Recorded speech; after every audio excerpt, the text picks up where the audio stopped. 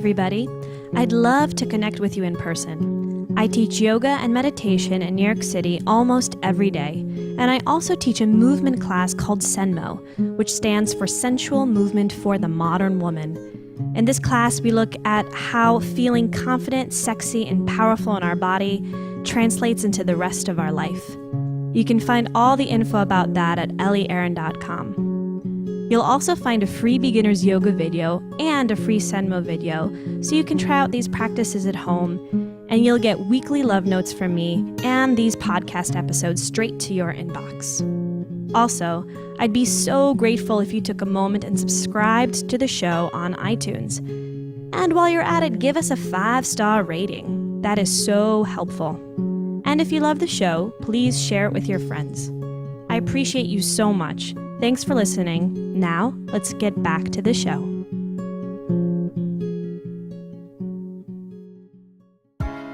Welcome to the Ellie Aaron Hour. Spirituality, feel at home in your body. Philosophy, meditation, psychology, sexuality, yoga, and relationships.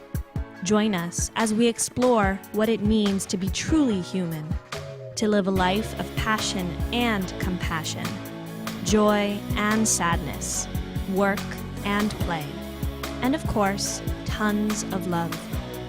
Ready to begin? Let's go.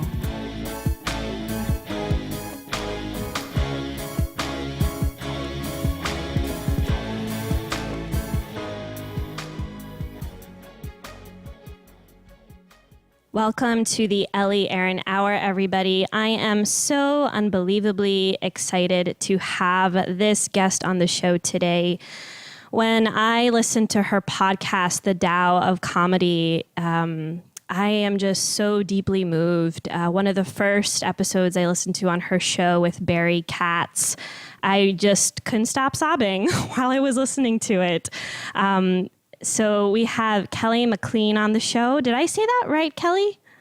McLean. But you said it right according to most people, because that's how most people say it. Kelly McLean. Kelly McLean. Woohoo! Yeah. From the Tao of Comedy, which has quickly become one of my favorite shows and podcasts on the planet, really in the whole universe. It's really cosmic and incredible. And just go listen to it right now. Just stop this podcast right now and go listen to hers because it's that amazing. But I'm really excited to dig deep into Kelly's rich history in Buddhism and in her comedy life. She is hysterical.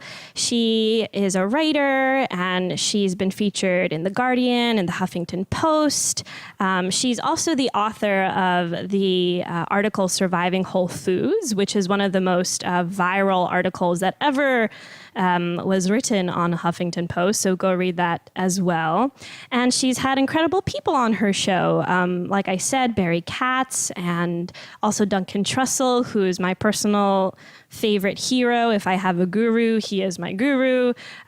She's had Pete Holmes, and coming out shortly, she'll have Jackie Cation from the Dark Forest podcast on her show as well. So, yeah. Go check her stuff out. Kelly, I am just so unbelievably, truly, like I said, honored and happy to have you here on the podcast. Thank you so much. Absolutely. I'm thrilled to be here for the Kelly and Ellie Hour. The Kelly and Ellie, woohoo, a new show. I love it.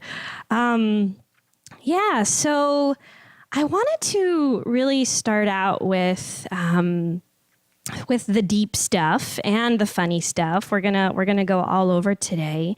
But when your brother died, which was I think now a few years ago, correct? It was at the end of 2015. So we sort of commemorated a year in November. So we're going on a year and a half. Yeah, we're going on a year and a half right now. So yeah, so it's still pretty fresh, and really you talk about so eloquently on your podcast how that really changed you and moved you and propelled you and grounded you in such a deep way into yourself, into the meaning of life, into all of this. So take us a little bit into that space and then really starting the podcast and how it's been impacting your life. I know it's so meaningful to you to do this work right now.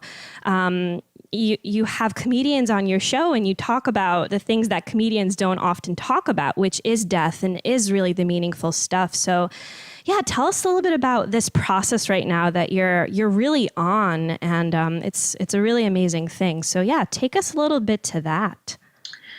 Yeah, well, it definitely is a process. And the idea for the podcast actually came about in Montreal, where there's an amazing, like the biggest comedy festival of the world happens every year there just for laughs.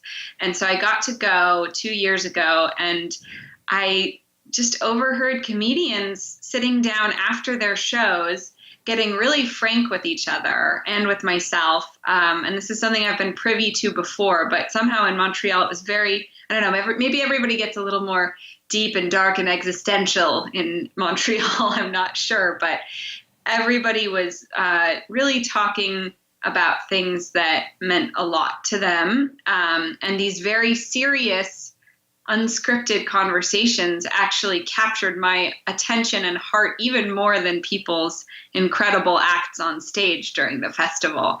And so I thought, gosh, if I could just record these, people would love to hear this sometimes darker side of comedians. I think it's pretty, classic adage that inside the pocket of a clown is a sad place to hang around, or, that comedians are the darkest people. So there's some of that, but also just this quality that comedians think really deeply about everything. I mean, if you think about it, it's their job to kind of analyze and reflect what's going on in a humorous way, but it's generally humorous because it's pretty accurate. And so that was the original inspiration. And I had met with Barry Katz about this, and about 3 days later, we found out that my brother was killed in a car accident. So it was very sudden, and the whole idea got set aside. But maybe a few months later, the idea came back up. And something can happen when you have a sudden loss. You can go through a phase of being sort of listless, maybe completely in shock. But for me, and I know for some people, it can move into a space of actually feeling so fortunate to be alive that you actually have this very burning, exigent need to live because you're not dead. And you know that death is real and can come without warning. So I found myself in that space all of a sudden of really wanting to take action. And I became very driven to bring that podcast idea to life. So of the maybe 4 ideas I was playing with at the time, that one became, everything to me. But ironically, it was not conscious that this was in order to do some processing of what was going on with my brother. It was only when I was actually setting up the website that I realized, oh, this whole project has become about Andrew and about the fact that I'm in a space where the meaning of life really is on the front burner for me. Because when you are broadsided by loss of a close family member or anything that shakes your world to the core like that, you start to feel very, very much like anything could happen. And why do the things that happen? It's a very strange headspace, and people often get pretty existential in that period of grief. And maybe that's maybe that's the 8th stage of grief that they haven't identified yet. So anyway, I then realized, okay, this project is really about me searching for meaning and goodness and probably even connection at a time when I was feeling, total devastation, and also having a grief project where I could pour my heart into my broken heart, that was very, very healing work for me and continues to be. Absolutely. Yeah. I'm so moved by what you're saying, and I so relate. And yeah, I lost a dear friend about 2 years ago or so. Sorry to hear it. Thank you. Yeah, and a similar experience. This need to want to really use this time, because like you said, and as the Buddhists say, death can come without warning. And we can know that intellectually, but to actually experience it physically and emotionally, which is what you said, I think really happened to you. So it's interesting when we can know these concepts in our mind, but until they actually enter our heart, action doesn't always take place. So it seems like that's really what's happened to you.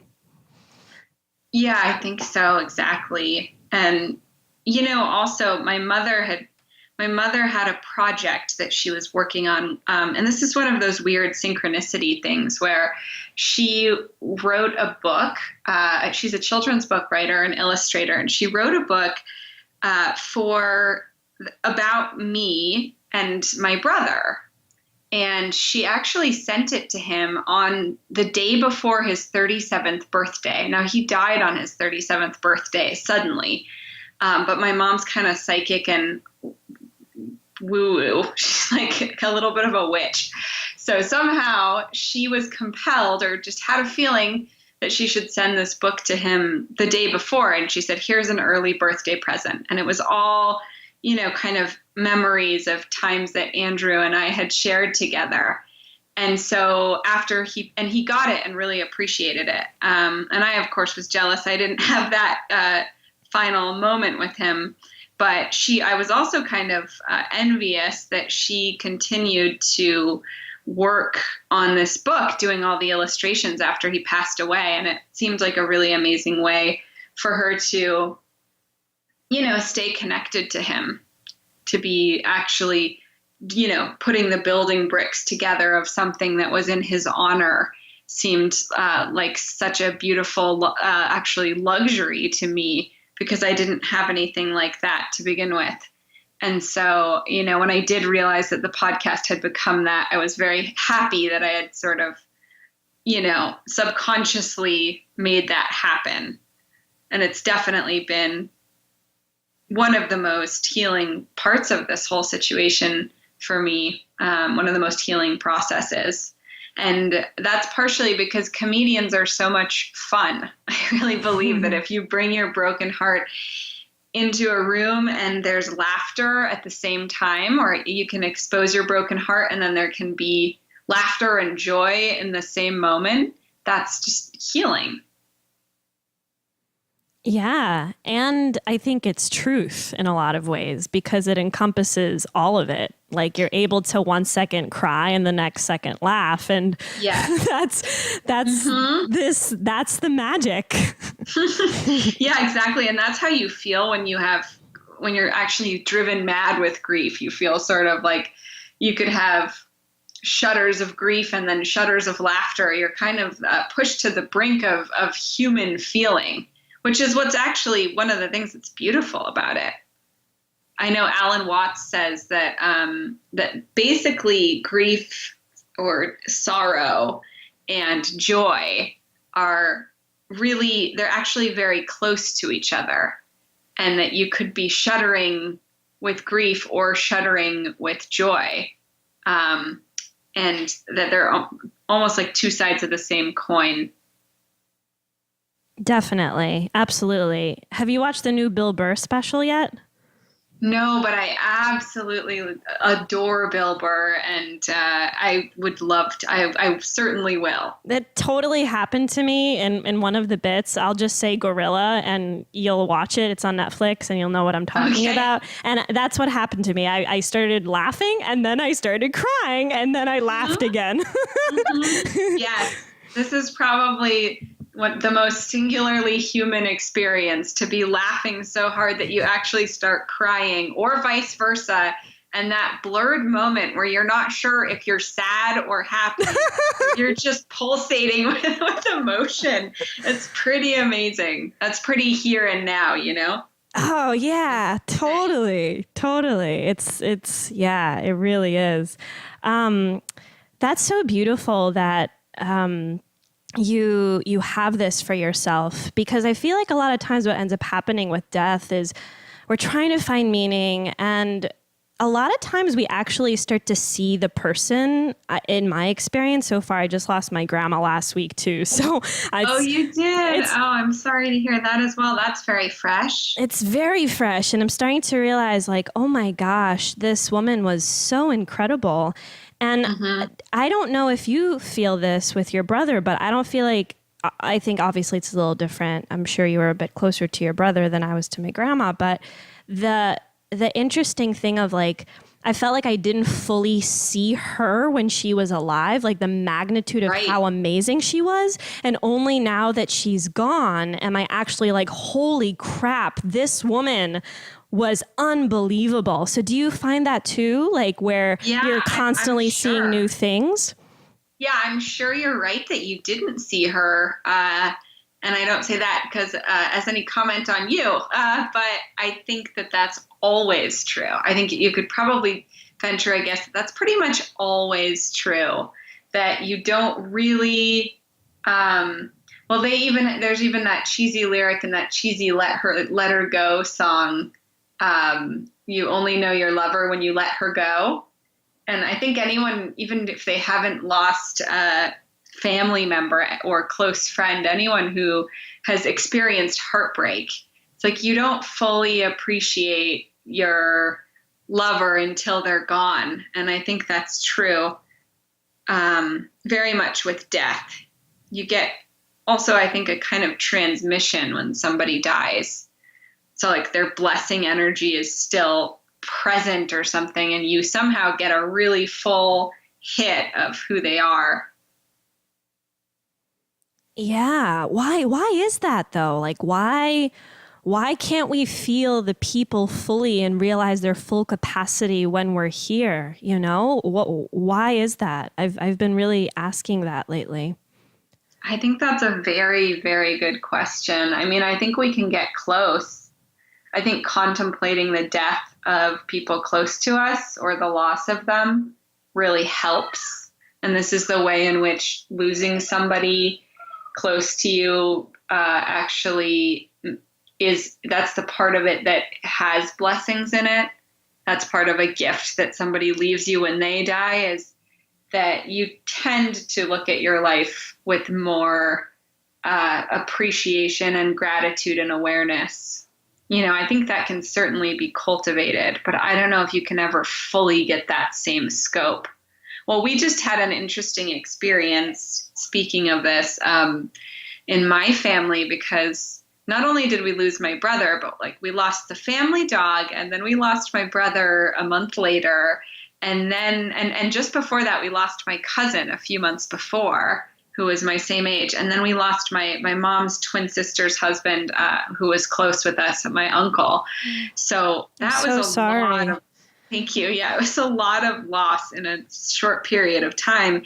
And then just in January, we found out that my father most likely had very advanced lung cancer. And so we became well, I'll just tell you, he does not. It turns out he has tuberculosis. And I was like, congratulations on your tuberculosis, Dad. I never thought I'd say that, but woohoo, tuberculosis. Oh my gosh, that's a relief. So, yeah, it's a relief. I mean, it still sucks, but it's not terminal. And we were basically told repeatedly that it sounded that the doctor was very sure it was advanced lung cancer. So we're like, I'm thinking about selling, or breaking the lease on my apartment here and moving back to Colorado. it got pretty serious. And then it turned out he was fine. And, there had just been some mistakes made and with the diagnosis. But it was a really interesting experience for my family because we had to really go there with contemplating my father dying, like in a really serious way. And then there was a gotcha, just kidding, everything's fine. But walking away from that, we are more in the space of appreciating my father in the way that you're appreciating your grandmother right now. Yeah, totally. Did you start talking to him and even having conversations, or was it like we still don't know what's going to happen? Like, where did your family go? My family went pretty fucking morbid with it. I feel like we've had so much death recently that we were like, okay, Dad's dying now.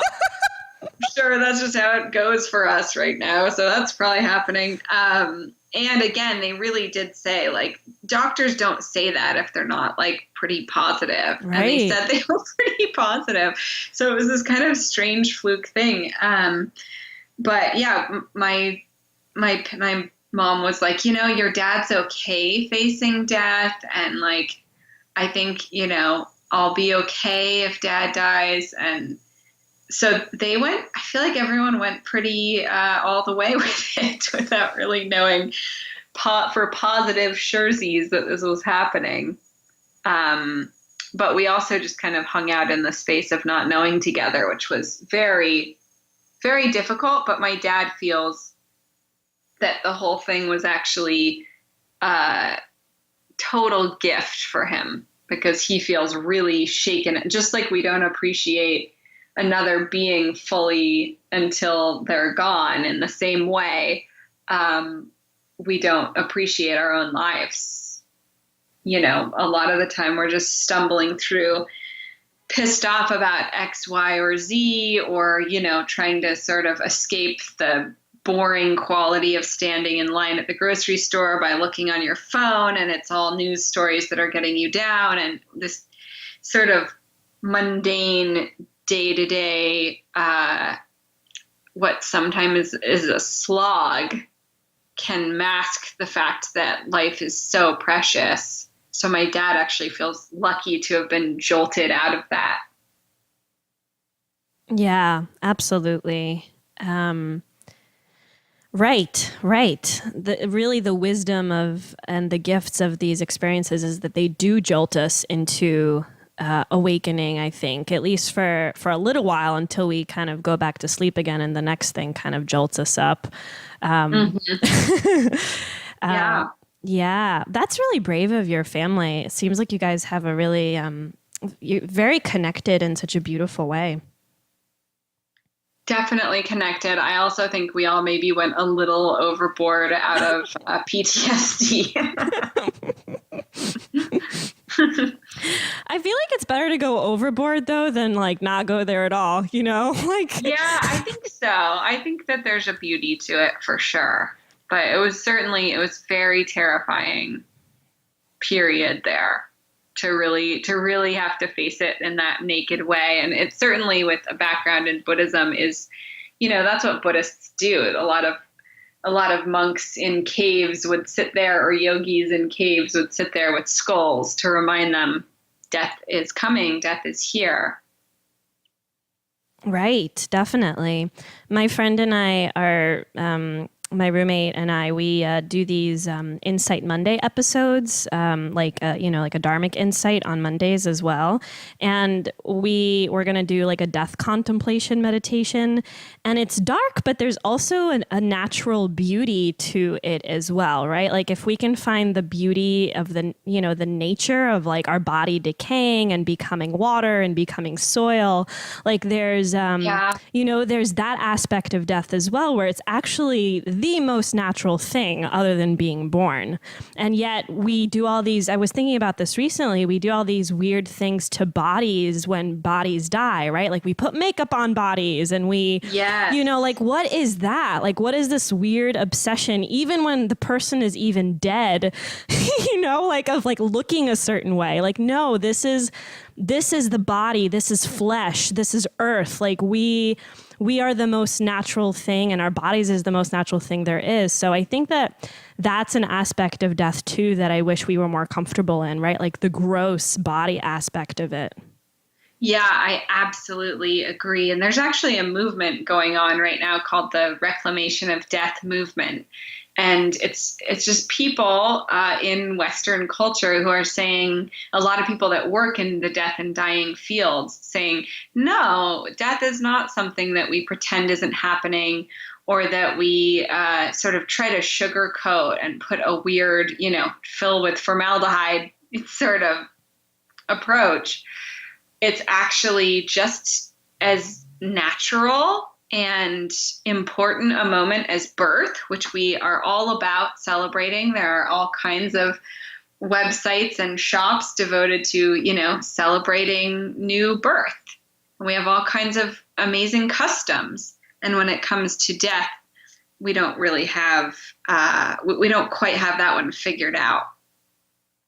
Totally. Yeah, I listened to the death doula episode that you had, and I really appreciated that. If listeners right now, go listen to that one too, because it's all about, the death doula. It's what it sounds like. It was really cool to get to know her better and to find out that she puts on these pre-death funerals where they celebrate the person's life at the end of the life, you know, while they're still alive. They get to celebrate with all of their friends and family, and death is very much in the room. No one's pretending that the person's not going to die. And yet it's a joyful occasion, which I think is definitely an inspiration. Definitely. Are you the person in your family who, you know, it's like really intense and everyone's doing these intense meditations and it's the grief is heavy, but will you crack a joke and be like, hey guys, like it's okay? Like do you, yes. You keep it light? You know, my whole family has pretty great sense of humor, so I think everybody does. And I was a little amazed that within actually the afternoon of my brother's Buddhist funeral ceremony, his best friend had flown out from Canada, and we were all laughing about remembering this time that my brother had, you know, tried to warm up juice in the toaster. And it was like such a boneheaded teenage boy moment. And like Andrew would have these moments where he was very smart, but he would do things that were almost like, you know, dumb blonde moves. And we were all cracking up, I think probably laughing harder than we ever would normally, like at this one dumb thing.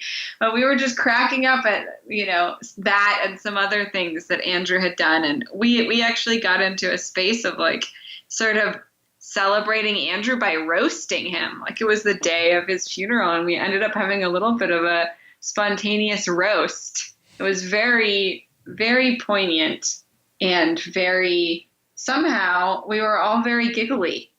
And I felt very much that if Andrew were in the room, he would appreciate that we were, you know, sort of teasing him in death the same way that we always did in life.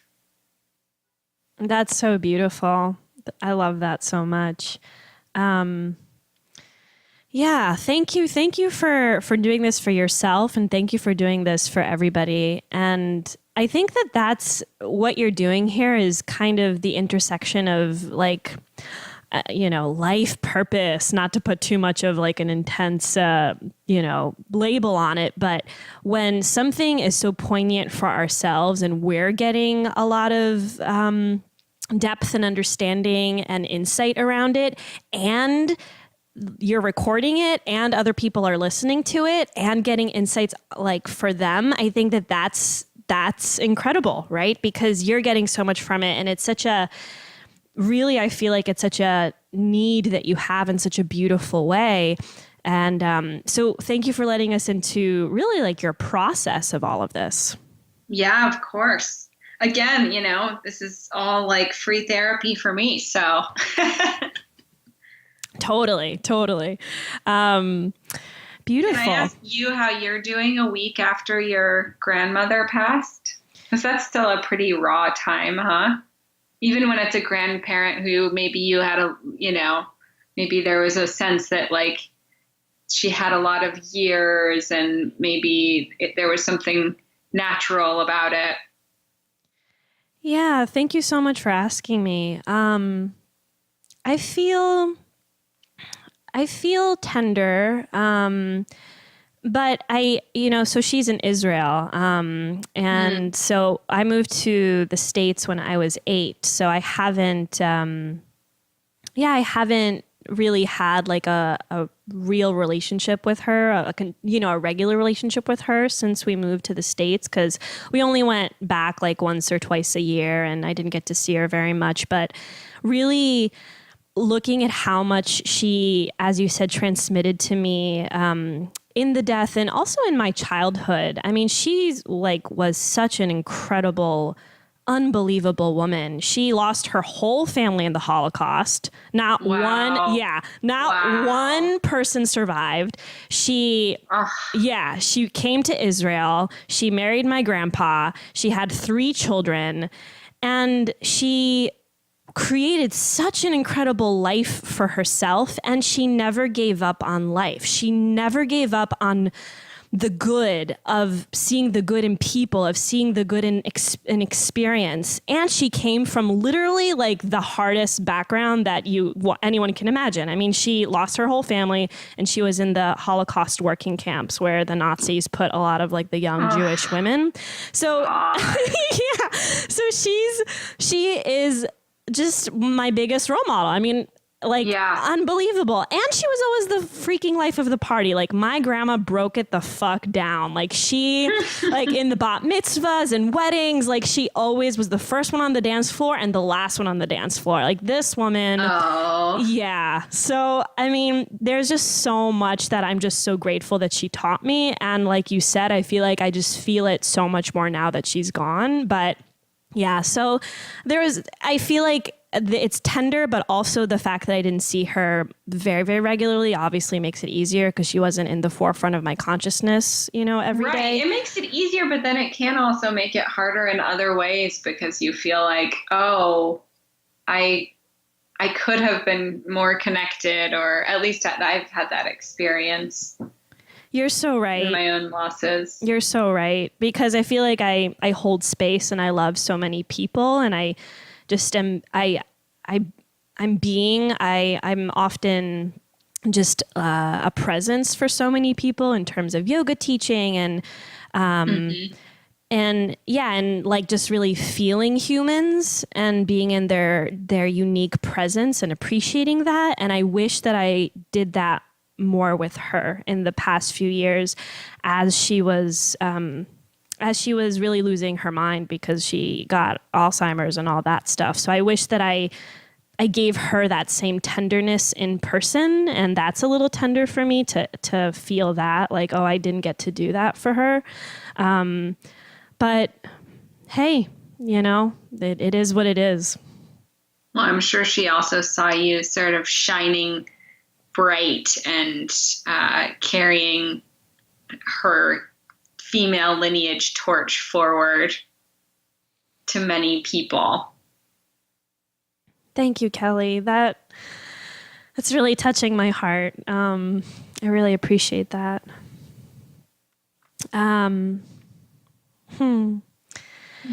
So, comedy. Comedy, baby. I love that this is your thing.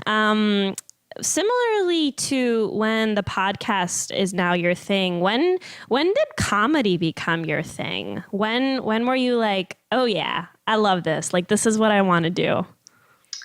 Well, it's funny because I think there were a number of factors.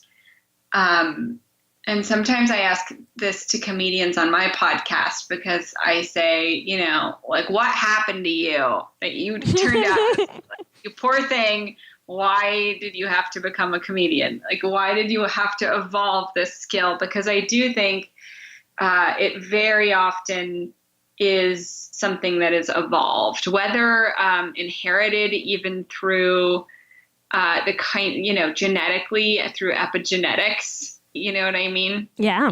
There are a lot of Jewish and Black comedians, they dominate in that field in a pretty strong way. And I do think that the things that our ancestors go through, make them develop certain traits, and that those remain through the bloodline. And then also in our own personal lives.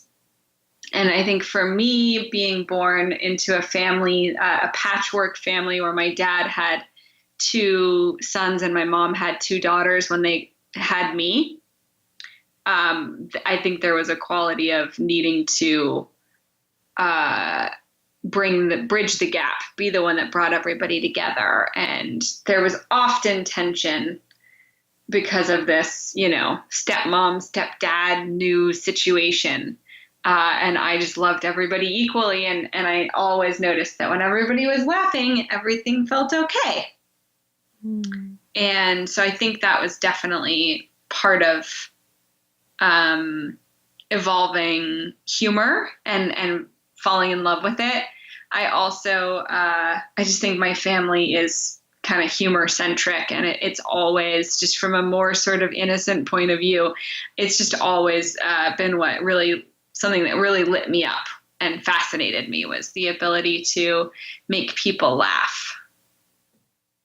I think even one of my earliest memories is playing a trick on my mom when I was 2 and thinking it was funny, and her being just like flabbergasted that I understood how to play tricks already at that age. And I remember having this really strong sense of resolution of like, this here is to trick people, like get a rise out of them. So, and I remember also learning to fake cry as a child and being fascinated by fake crying and then being like, ta-da, just kidding. I had a little bit of a theatrical gene in there as well. So yeah, I don't even know where I was going. Comedy, getting into comedy. Yeah, so those were parts of it. And then I skipped a grade. I skipped 5th grade.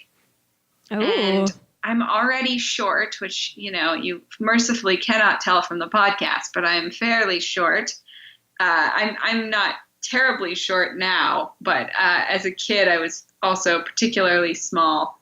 And I think when I skipped a grade, not only was I small, but like all the other girls were getting boobs and people were having growth spurts, and I was just this tiny little pipsqueak girl.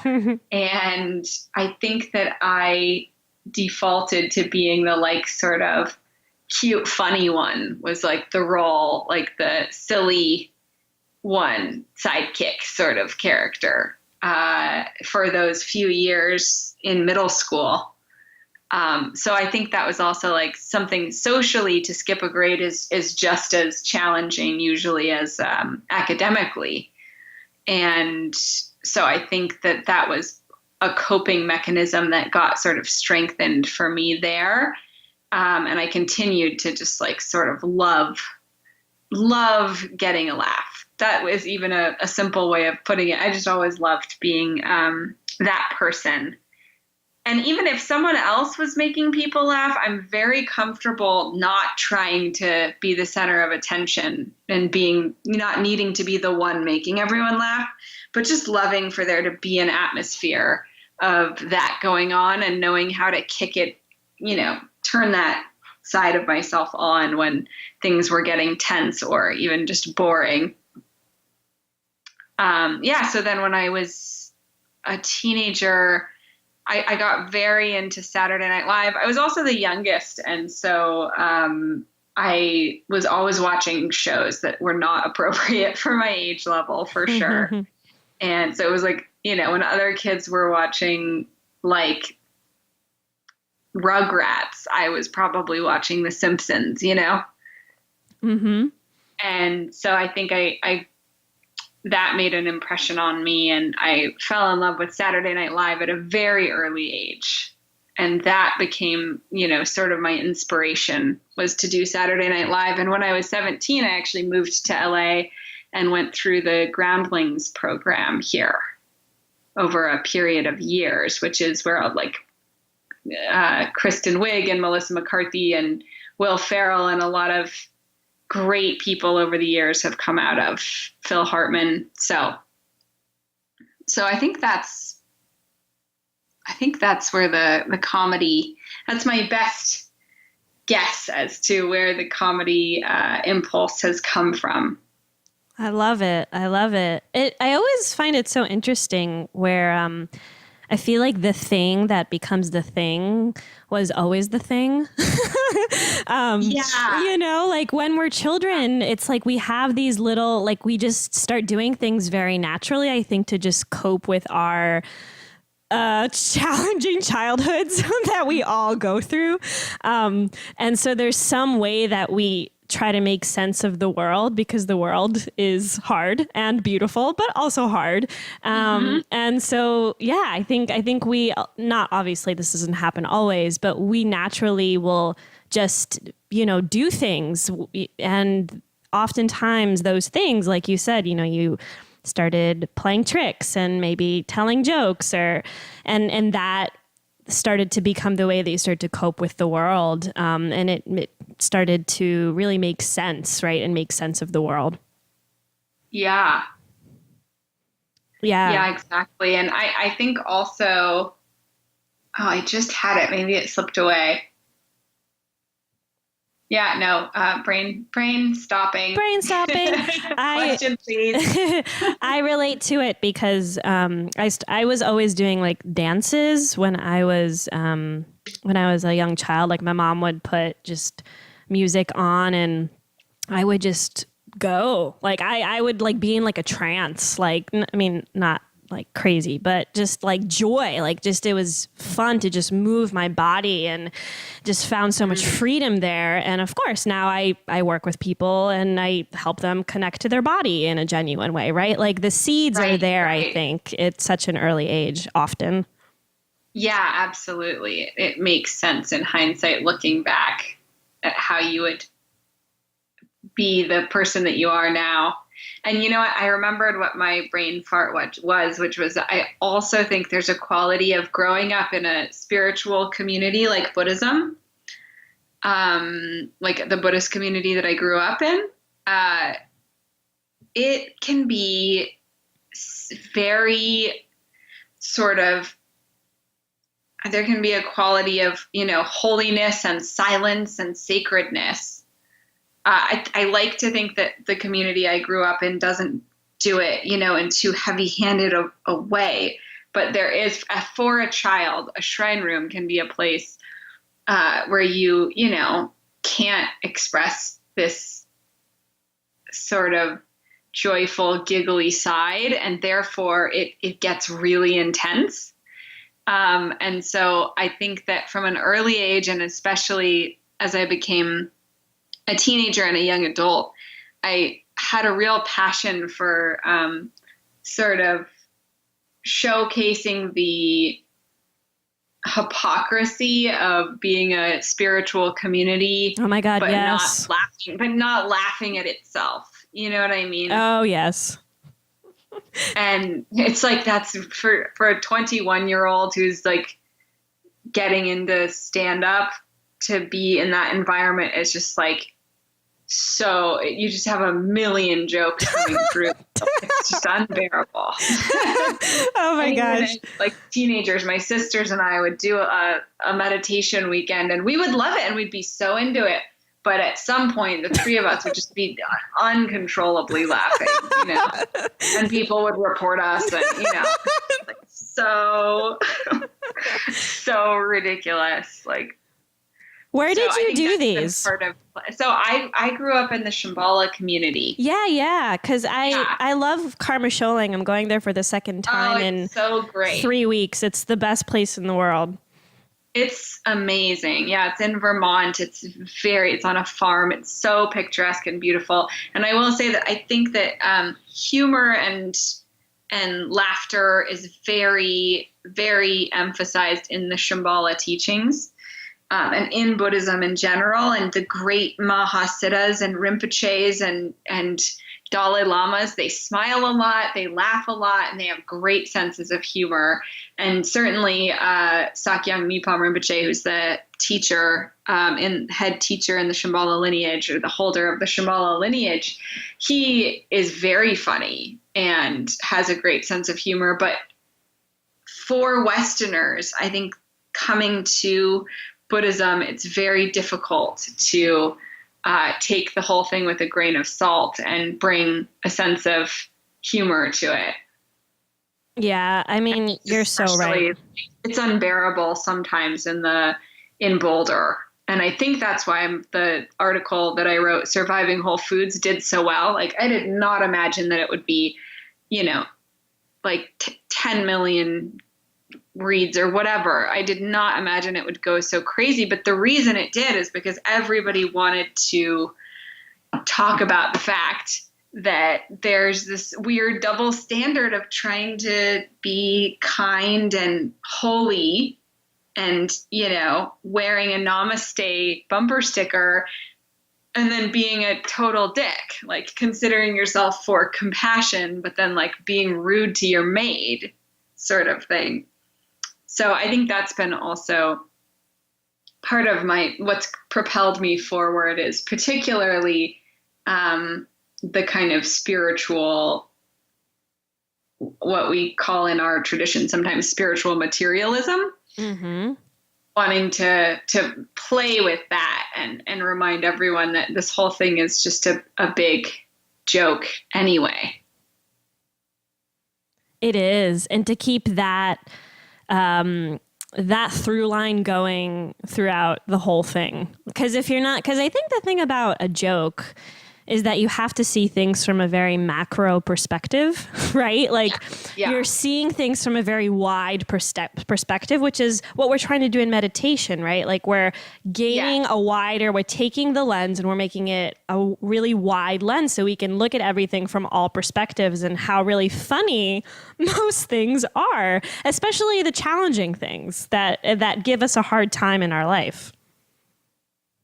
Yes. Yeah, absolutely. I think awareness is exactly what we're trying to cultivate in meditation. And, if you listen to somebody like George Carlin, or Chris Rock, particularly those two, and all the greats, they have their peripheral vision very sharpened. They're really acutely aware of what's going on around them, to the point where they can so beautifully ridicule it. So this has been part of why I wanted to do this whole project, is just explore, okay, can laughter be its own path to enlightenment? Can you actually sharpen your awareness doing this practice in a similar way to other meditations? That's amazing. Yeah. So you're really seeing it as a path for possibly awakening for yourself. Yeah. And also, I'm not doing much stand-up these days. It's more humor writing and podcasting and, just comedy writing in general. But I'm also just really interested to watch people. So like if you listen to the Pete Holmes episode, he's one of the few that has also sort of been asking himself this question. And I think he's kind of trying to do it, and he's become a pretty extraordinary person. So I'm very curious to watch anyone who does think that's possible and what route they take. Because obviously there's a route to total egomania with being a comedian as well. Well, totally. And I think oftentimes what can happen is the comedy can be maybe even spiritual bypassing in itself, right? Like we're making fun of a lot of things, but we're not necessarily looking at our own life, right? So like Yes, the comedian, absolutely. you know what I mean? Like the comedians have to look at their own life as the practice as well. And comedy being like, oh, this is my daily meditation practice, right? Like, but it's not Right. separate from my life, which I think sometimes can happen, you know? Absolutely. And I would argue, I don't think it really is a replacement for sitting on the cushion and, becoming acquainted with your breath or whatever it may be. But I think it could be another very powerful tool in someone's belt for sure. Yeah.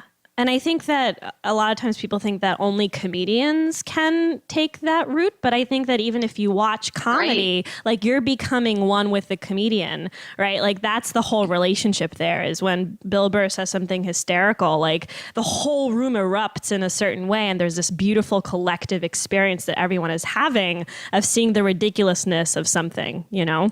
Absolutely. I mean, and it actually is it's like doing a brain teaser to watch comedy. They've done scientific studies where it shows that you're actually connecting to different parts of your brain in order to get a joke very often.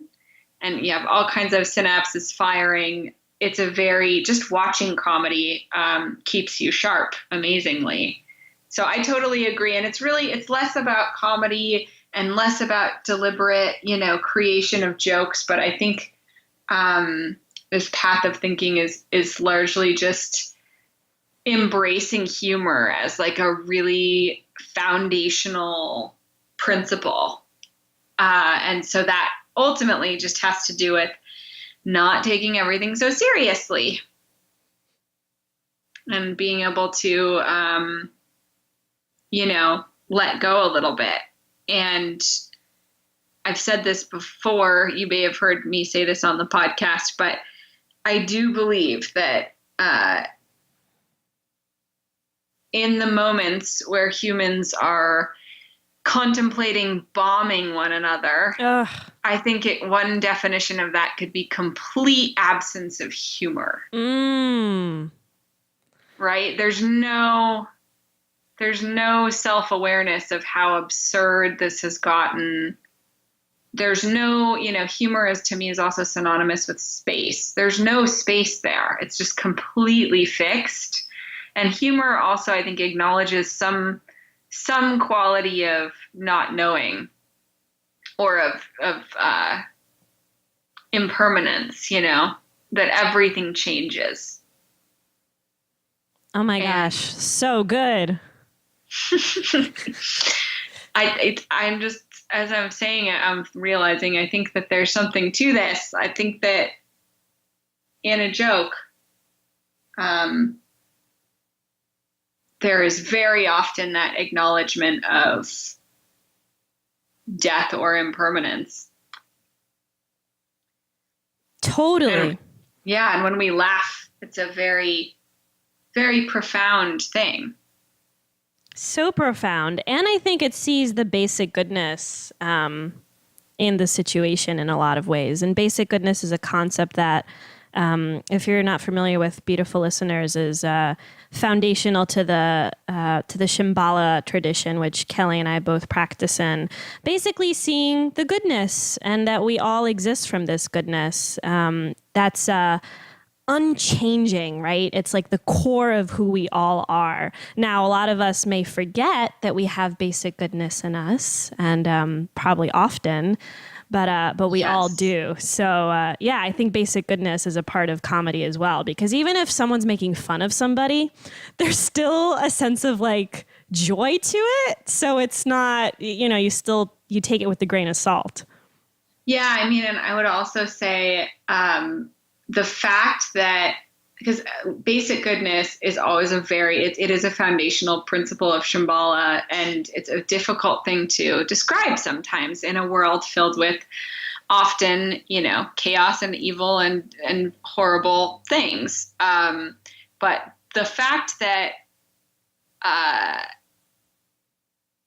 moments before a funeral, an entire family can erupt into laughter.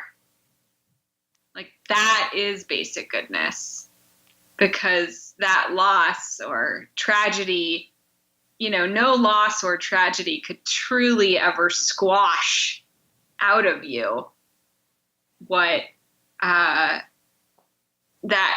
magical ability to laugh. And I think that that's exactly what your grandmother clearly exhibited. Definitely. And the fact that she's like dancing, like the first one on the dance floor and the last woman standing, celebrating life when she's basically gone through as much as you could imagine a person enduring in a lifetime. Totally. And your beautiful family. It's so, yes, I think basic goodness is often, I like to think of it, that's why we meditate, is basically just to remember our basic goodness. And I think it's a hard concept to definitely, even intellectualize, like to understand intellectually. I think it's hard, right? Like philosophically, it's a very firm belief. Like even the people who are quote evil have basic goodness in them, right? Like never give up on anybody. That's one of the things that Chogyam Trungpa liked to say, right? Mm-hmm. Yeah, so I mean that's a whole rabbit hole we could get into, but I think it is a very firm belief that Shambhalians hopefully try to cultivate. But I'm sure everybody has their questions around it, right? Like, what is basic goodness? I know that the Sakyong, who, as you said, is the head of the Shambhala tradition right now, Nipam Rinpoche, like he even went into a retreat for a while and really contemplated it himself, like, what is basic goodness? Like really understanding what is basic goodness and how can we connect with it? Mm-hmm. What is your relationship to basic goodness in your own practice? Well, I think it's a really wonderful, amazing thing to, be told when you're growing up. So you're basically good, which to me is sort of an expression of unconditional love from the universe, or that you are worthy of unconditional love no matter what. And I personally, and I have worked with children a lot, I personally believe that unconditional love is the main thing that children really need to be okay. They can endure a hell of a lot, but they really need unconditional love from somebody. So it's a really quite a nice thing to have as a child, to be told, oh, you are basically good. Even if you do something shitty, that doesn't mean you're shitty, So I appreciate having grown up with that. And I suppose the way that I deal with it in my practice, I think it's a practice in and of itself to think about, to recognize basic goodness in others, even when things are very difficult and trying. Obviously, politically right now, there are a lot of people who just think that evil is reigning and who don't want to hear that there is a basic goodness to Donald Trump or to that whole situation. So I think that there is a practice of trying to recognize that goodness, in whomever and whatever situation you meet. And at the same time, for me personally, in my own practice, I think it usually is just more of a process of relaxing into that rather than trying to drum it up or something. It's just like practice is kind of melting into that goodness. Like if I start to feel aligned with that goodness, I know I'm kind of doing my job, because I think a lot of what we do, being so busy all the time, is we kind of create a cloud around ourselves so that we can't really recognize our own goodness. So if I really am feeling relaxed into that, it's usually an indication that, I'm not screwing things up too bad on the cushion and in my life. I really love that. Yeah. I recently took level 3 Shambhala. There's so many levels in Shambhala. And there are these weekends that you can take. P.S. If you're out there and you're interested, this is not a cult, but I know, like I've been listening to the Scientology, Scientology HBO thing, and it's funny to talk about any sort of religious or spiritual group, but what's nice about Buddhism or Shambhala is it's a little bit more of a philosophy than a religious situation. Totally. And the Buddha says, like, don't believe anything, try it on yourself, right? So the whole foundation of the whole thing is like, don't believe anything, experience it yourself. Totally.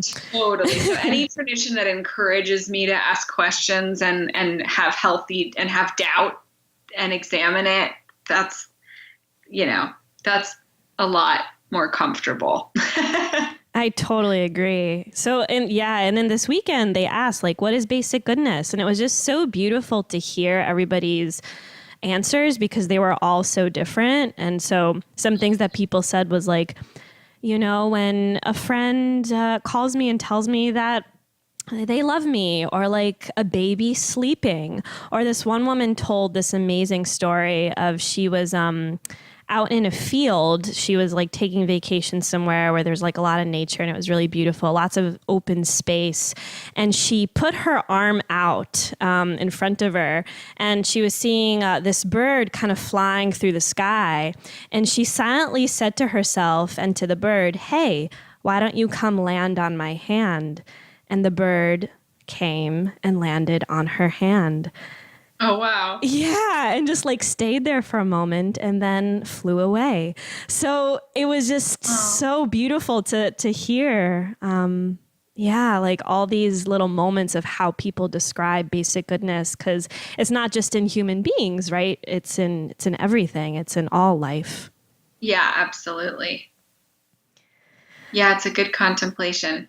For sure. Okay, well, I have just a few fun questions for you to end. Yeah. So what's your favorite movie? Oh, that's a good question. Okay, well, let me just say that I'm a Pisces, which makes me very indecisive. And so I Pisces is symbolized by two fish swimming in opposite directions. So I tend to go one way and then another way on decisions like this. I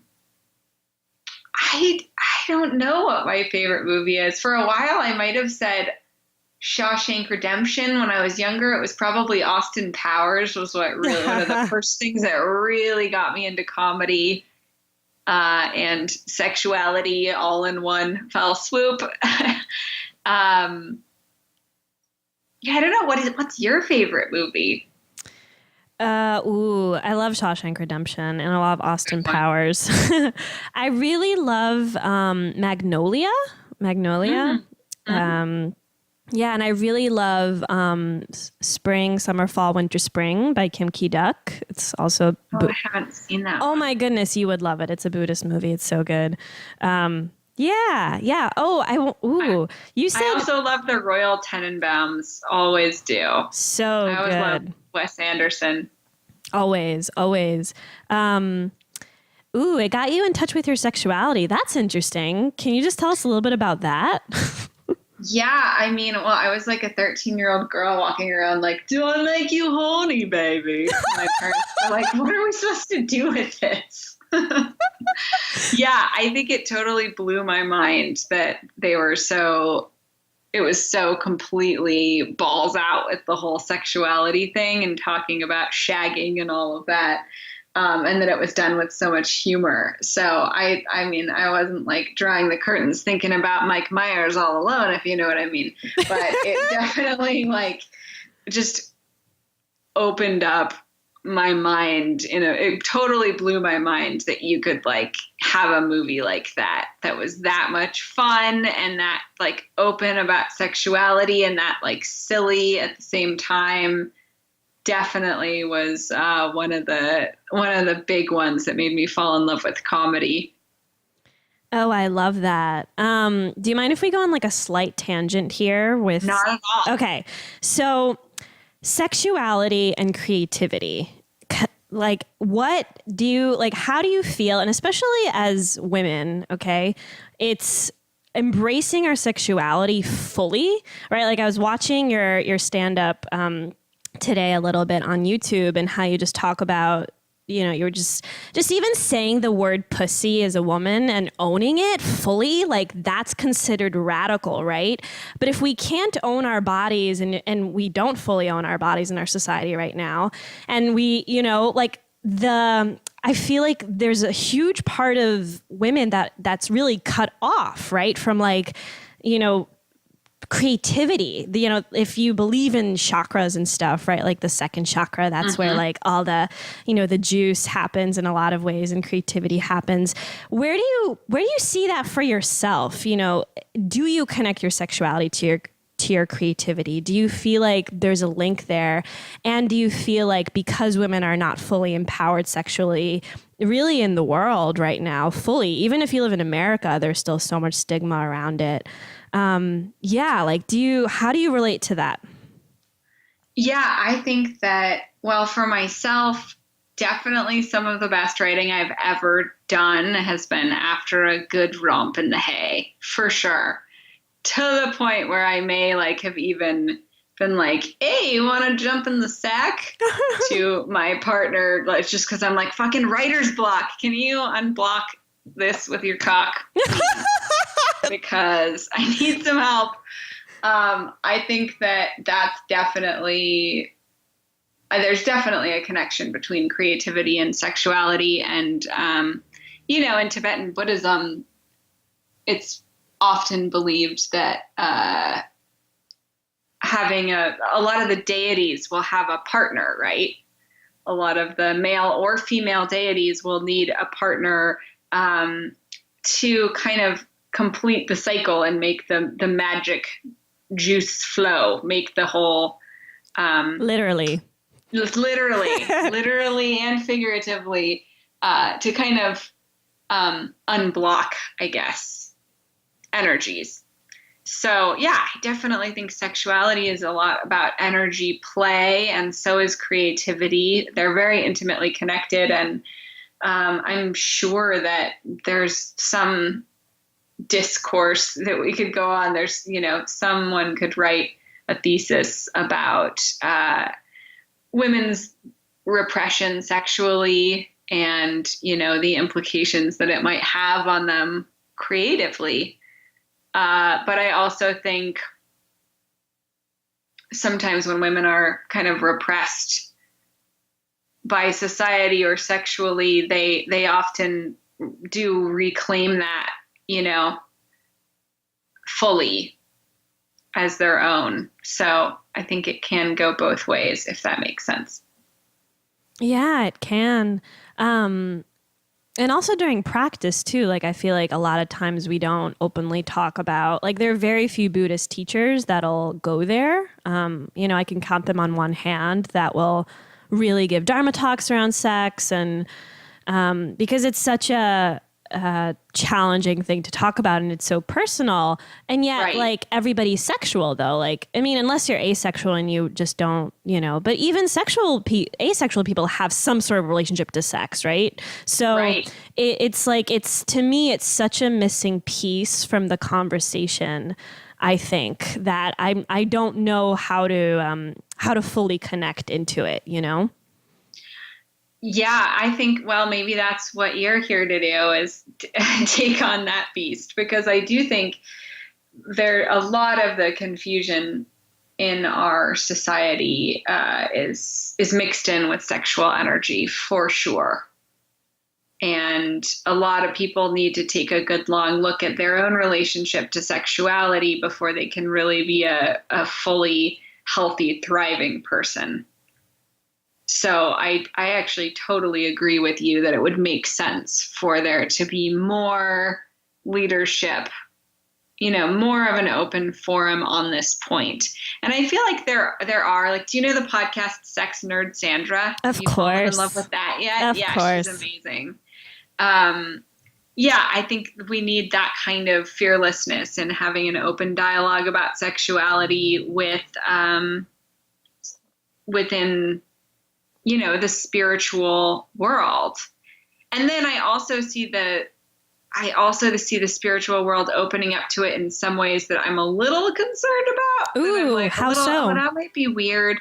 Oh, like, well, then maybe there's a place in LA called like the Love Junction or something. There are places where it seems like essentially sort of pay to enter an orgy, and people feel like they're following their spirituality. I don't know. I think it can get really weird when spirituality and sexuality get linked. If somebody has confused sexual energy themselves, they can absolutely make that really weird, if you know what I mean.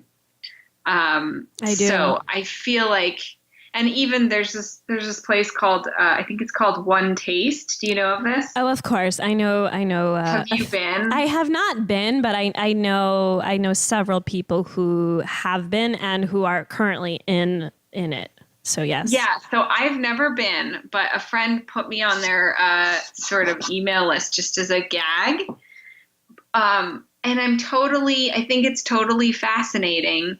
But I worry when they start to use really spiritual lingo, I start to worry that people are going to confuse sexual pleasure for, I don't know, spiritual progress or something. I don't know. I feel like it's very shaky ground, and that's probably why more teachers don't take it on. Right. Because I haven't been to the One Taste thing, so I can't judge. But like, I can imagine that it could be done in a way that was not at all helpful to people that go to it in terms of a spiritual thing, but that they're being told it is. I think it could get a little culty or weird. What do you think? Because you're like all about the sexual liberation, and right, that's part of your brand. Yeah, I mean, more so reclaiming like just our bodies as women fully and loving our bodies as they are, but sexuality is of course a part of that. Yeah, no, I agree, and I think absolutely, because essentially if we're just having sex and or even just orgasming in other ways, it's just a very powerful energy. So we can really mistake the feeling for a certain sense of spiritual freedom, right? That I think we're searching for. But those things I think are different, because the whole thing is, in my opinion, is not to rely on causes and conditions in order to be grounded, right, as a human being. Right. So yeah, I agree with you, and I think there's a way to begin to merge them. And maybe, I know like Anna Tanasanti, I don't know if you know her. She's a Buddhist. It's a great name. Yeah, she's a Buddhist monk, and she talks a bit about how she works with sexual energy without even having sex, right? But she still works with it a lot, like in her meditations, and talks about it. Yeah, and sort of just this energy of desire and how we can work with it. So yeah, I think it can be done, but like you said, I think it needs a lot of mindfulness and ground with it, and I think it's important. Yeah, it's like if you're using spirituality as your porno, like that gets a little weird. But if you're using your sexuality as an entry point of examining your own mind and the way the energies work, and, being embodied, like, I think that's absolutely necessary in order to, get anywhere on a spiritual path. You have to make friends with who you are, and sexuality is a huge part of at least who I am. I think who all of us are. Totally. I mean, it's why we're here. Yeah, exactly. So I do also appreciate the renunciation of the puritanical roots of this country that you and I live in, and saying that we can reclaim that. I think that's great. Maybe you do need to be the person to bring it along, because you have like lovely, young, spry female, healthy energy. And when it's like, a 73-year-old meditation instructor that like wants to rub your shoulders and help you get embodied, like, oh. Oh man. Yeah, I think I need like many more years and maybe to go through all the Shambhala levels, but I feel like I could get to it in the next few years. So yes. I do think it's gonna big time crest. I do think we're gonna see a rise of this in the very near future. Me too. Yeah. So you should get on. You should capitalize on that. Oh yeah. Oh yeah. Okay, I'm gonna do the Pisces thing a little bit more. So, what is your favorite food? I love these Tibetan dumplings called momos that we had as celebratory food a lot growing up. And I finally mastered making them recently, which made me very, very proud. And they're basically beef with scallions and soy sauce and ginger. I won't give away the whole secret recipe, but then they're in a nice flour dough, and they're in these very beautiful round little dumpling packages. And we have that with a Tibetan bone broth soup and homemade Tibetan hot sauce. And that with a little sake is totally like heaven to me. Oh, yum. Delicious. Momos. Yay. Such a cute name. It really is. Yeah, I mean, that could be a dumpling company right now. Momos. I see it. I see it happening. Totally. This is kind of a dramatic question, but I think it tells a lot into one's psyche. If you could live forever, as in like infinity, like, just infinity forever, or die in the next 5 minutes, which one would you rather do? Ooh, that's a good question.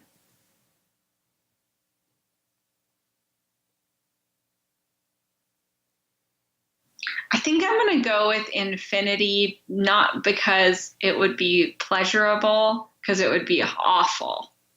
But I think that you could help a lot of beings if you lived long enough to accumulate the kind of wisdom that you would through generations and generations of generations. I think you could accumulate a lot of wisdom and share it. Absolutely. But I'm not putting my absolute money on that one, because dying in the next 5 minutes would probably be a lot more merciful to myself, right? You don't want to live through the agony of everyone dying, and, If the question was 2,000 years or 5 minutes, I for sure would say 2,000 years. But for the sake of not being a Pisces, I'm going to stick with, I think I have more I want to do while I'm here. And I think that it would be a pretty interesting experiment to see what kind of world problems you could solve if you sat around long enough to watch humans making the same mistakes over and over again. Totally. I feel like it would have to become the Kelly McLean planet. Like the Earth would just become your planet, and you would just rule it. I would live in your planet. I feel like you would do an amazing job leading us. Oh, thank you. Well, we can have a planet of two. Simulate everyone else. Yay. So this is a question that you ask, which I love. What does love mean to you?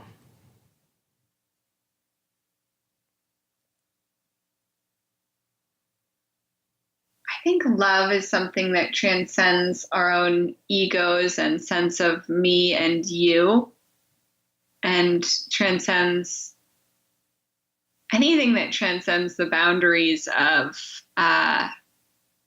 self. can probably be anything that forces you to transcend the boundaries of self and ego can probably be traced back to love. And therefore, I think it's the most powerful force in the world. And I think that it's probably something unseen that is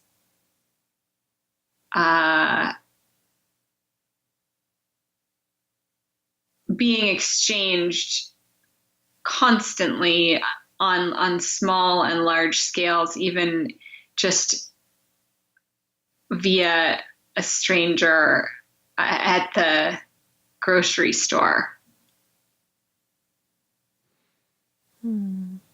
Beautiful. I love that so much and resonate with that so much. Awesome. I also think it's probably, to some extent, my answer to where were we before we were born and where do we return to. I think there's some quality of this notion of love. I'm quite sure it's what all a baby in utero is really aware of. Just pure love. Just love. That's so beautiful. Oh, Kelly, thank you so much. You are just pure love, and you're like the best tasting vanilla ice cream. That's like your energy, but not like the vanilla that's like boring, like the vanilla that's like, oh my God, this is the best vanilla ever. It's got like the fresh vanilla bean in it. And so I hope. Well, if you had asked me my favorite ice cream flavor, I would have said vanilla. So are you kidding? Not insulted. No, I love, it's just so simple and pure and unobtrusive. I love it. So thank you. I really appreciate that. I'm really honored to have been on your podcast, and I'm going to keep listening. Oh, thank you so much. I mean, I'm sure we could literally talk for like 10 hours right now about We will. our whole life history, but I'm really looking forward to seeing you in person in New York when you come here. And and I want to support you in all the ways and with everything that you're doing. And and everybody check out the Tao of Comedy. All the links for Kelly's stuff will be on the blog post, and and they can find that. It's just the website is where can people find you? Oh, you can find it at taopodcast.com. So taopodcast.com. And it's also on iTunes and Stitcher and all that. Perfect. Yeah. So go get that right now, peeps. You won't be sorry. It's truly one of my favorite things in the whole multiverse. And thank you so much again, Kelly. Have a wonderful rest of your day. I hope you feel better and and just enjoy. Thank you, Ellie, so much. It's been a total pleasure. Yay. Okay. Talk to you soon. Yeah. Thank you so much for listening to today's episode. You can find me at ellieaaron.com, where you'll find any of the links we talked about on today's show. See you next week, everybody. And until then, may all beings in the whole universe be free and feel loved. And that includes you. Feel the passion, but don't forget the compassion. Namaste.